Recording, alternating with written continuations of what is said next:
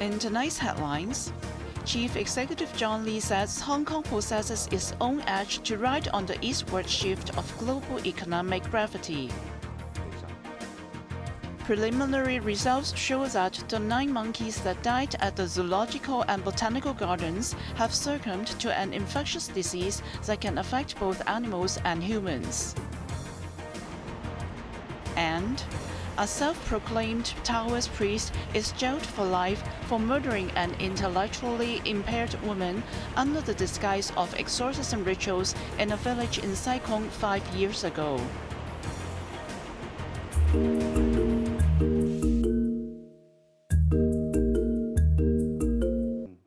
Chief Executive John Lee said today that despite a sluggish economy, Hong Kong possesses distinct growth advantages that enable it to pursue recovery with vigor. Speaking at an iCable news program, Let's Talk, the city leader emphasized that the eastward shift of global economic gravity, coupled with a strong connection to the mainland market, affords Hong Kong the opportunity to cultivate a new growth sector, particularly through the establishment of a commodity trading ecosystem. Hong Kong is located at the heart of Asia and is in close proximity to the mainland, which hosts 20 to 30% of global commodity trading companies. Meanwhile, Hong Kong is safe and stable, and that is our security advantage, Lee said, predicting that the city's commodity trading sector will triple to 3% of the global market if conditions remain favorable. Regarding domestic growth opportunities, Lee remarked that the property market is stabilizing and showing signs of recovery. The city chief further elaborated that the move to raise the loan-to-value ratio to 70% for all properties, announced in his policy address, aims to foster property transactions under normal market circumstances and give the property market greater freedom for growth. He also pointed out that by adjusting the ratio of public rental housing and subsidized public housing from 7:3 to 6:4, more individuals will have the chance to buy their own homes, thereby enhancing Hong Kongers' sense of belonging to the city. Quentin Yap, Cable News.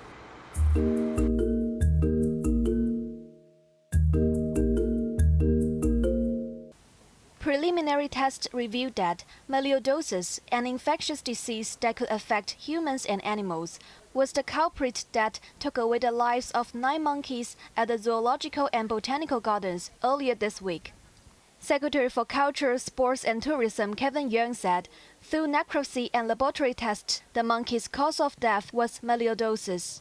And after discussion among relevant departments, it is confirmed that the monkey's death is due to infection of melioidosis. We are saddened by the passing of the 9 monkeys.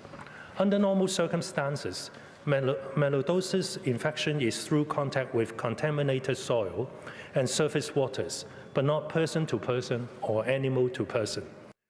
Typically, infections are caused by polluted soil and muddy water.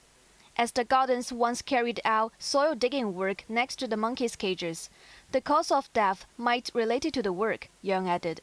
Yeung said the Leisure and Culture Services Department has already taken action after monkeys' death, closing the mammals section of the zoo and disinfecting the cages. Among the deceased were 3 critically endangered cotton-top tamarins, 1 the Brazos monkey, 1 common squirrel monkey, and 4 white-faced sakis. We will continue monitoring the mammals in the gardens and remind staff to pay attention to their own condition and to report immediately, Yeung stated.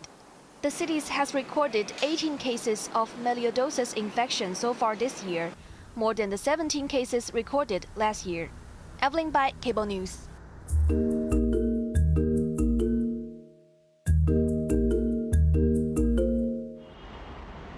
A self-proclaimed Taoist priest and his accomplice were sentenced to life in prison and 10 years behind bars, respectively, after being convicted of the murder and assault of a 21-year-old intellectually impaired woman, following a verdict delivered by the High Court on Tuesday.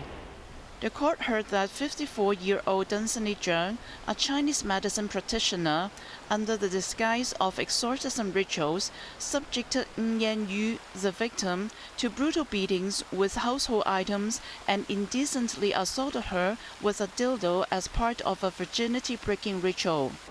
The rituals were purportedly to cleanse her of spiritual malevolence due to her supposedly interactions with entities in the spirit world. The series of severe abuse had led to Ng's untimely death in 2019. Judge Esther Tao said that Zheng's act of inserting a dildo into the victim's lower body was extremely cruel and inhumane.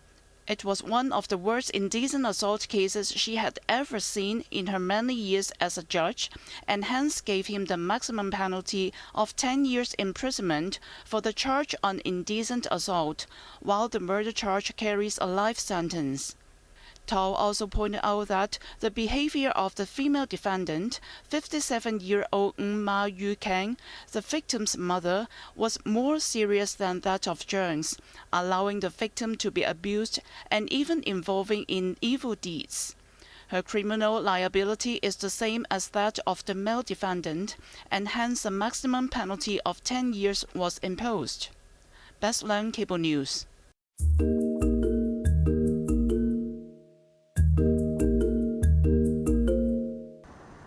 Secretary for Health Lo Chunmao said private hospitals can set their prices as high as they wish, provided they do so transparently.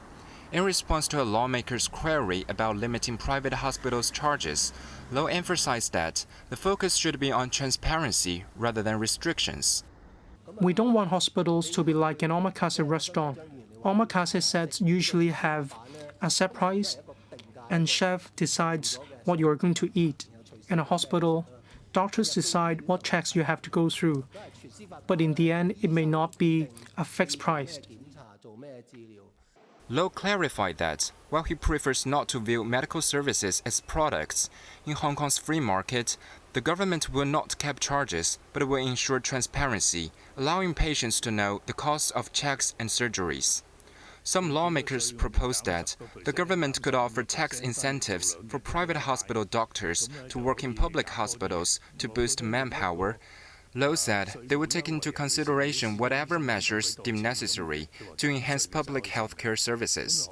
When asked how the hospital authority would ensure patient safety through healthcare system reforms mentioned in the policy address regarding recent medical incidents in public hospitals, the health chief indicated that the HA is reviewing assessment mechanisms and developing risk management guidelines for operations.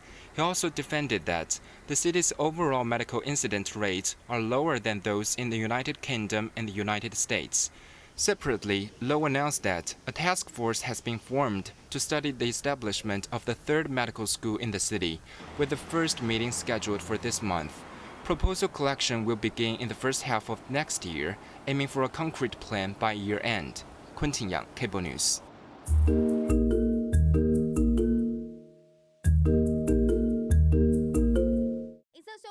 3 people were dead and 2 were injured after a 15-year-old teenager allegedly stole his grandfather's car, speeding and crashing into a roadside store in Taipei Donghu Market on Thursday night. Footage showed that a black car that the boy drove suddenly lost control, scraping against oncoming cars before veering onto the sidewalk and smashing into an eatery. A motorcycle rider was struck and confirmed dead at the scene, while 2 customers, a man and a woman, were also pronounced fatalities. The shop owner and an employee were injured by hot oil during the incident. Local police said they found electric cigarette cartridges in the car, but they initially ruled out drug or alcohol involvement. Taiwan Shilin District Court ruled that the teenager should be taken into custody and transferred to Taipei Juvenile Detention House as soon as possible. His family may also be held responsible for negligent supervision of the vehicle.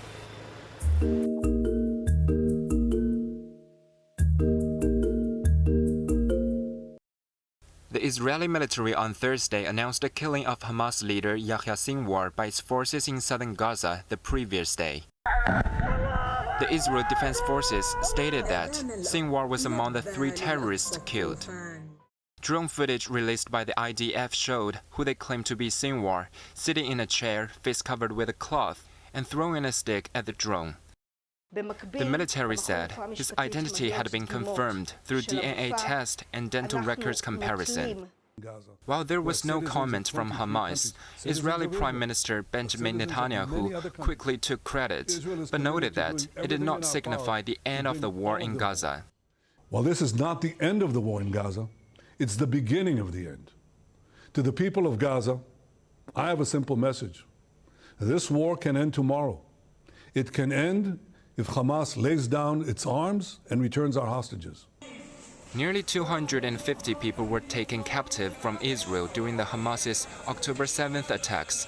About half have been released, while some 70 are believed still be held in Gaza. Israel accused Sinwar of being the mastermind behind the attack that triggered the ongoing war that has killed more than 42,400 Palestinians, mostly civilians. Israel's main ally, the U.S., denied involvement in the operation, but President Joe Biden expressed hope for a ceasefire.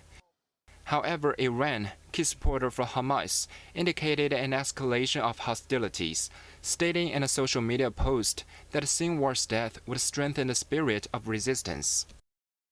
In a separate development, Lebanon-based Iran-backed militant group Hezbollah announced a new and escalating phase in its conflict with Israel on Thursday.